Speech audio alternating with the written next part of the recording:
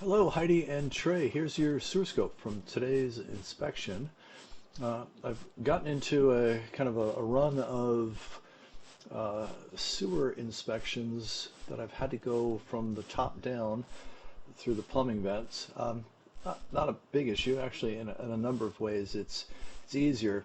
The hardest thing on a really sunny day is being actually able to see my screen. There's a lot of glare. I know there's some guys that have big umbrellas that they use and shield it that way a little bit. Maybe someday I'll do that. But we're at 30 feet down. The main drain, waste, and vent pipe. We've switched over. This is cast iron. Now we're moving laterally out of the house.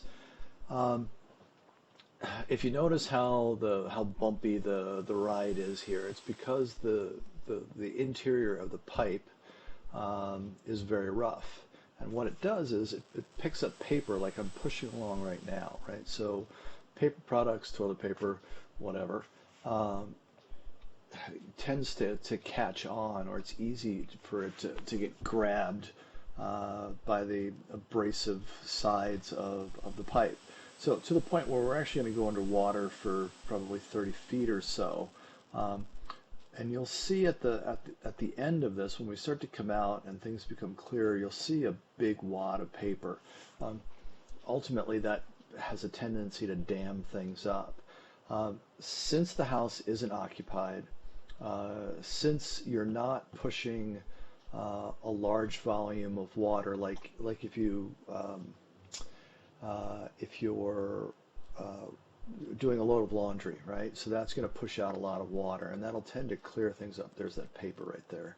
And you notice up ahead, it's fine. There's a little bit of standing water, but nothing major. Uh, when I do a sewer scope like this, I always run a little bit of water in one of the sinks, just so it makes it easy for me to push my camera head through. But you see everything's starting to flow through, and you also see the milky white color of the paper. For the most part, on the return trip when I'm pulling back, you'll see that things are mostly clear. There is still a section that's holding some water. It's less, um, but I would imagine that if I basically ran the bathtub, flushed a couple toilets, and ran the camera head back and forth throughout the length of the pipe a couple of times, and then shut off the water, my guess is that you'd be completely clear. Okay, so that's one.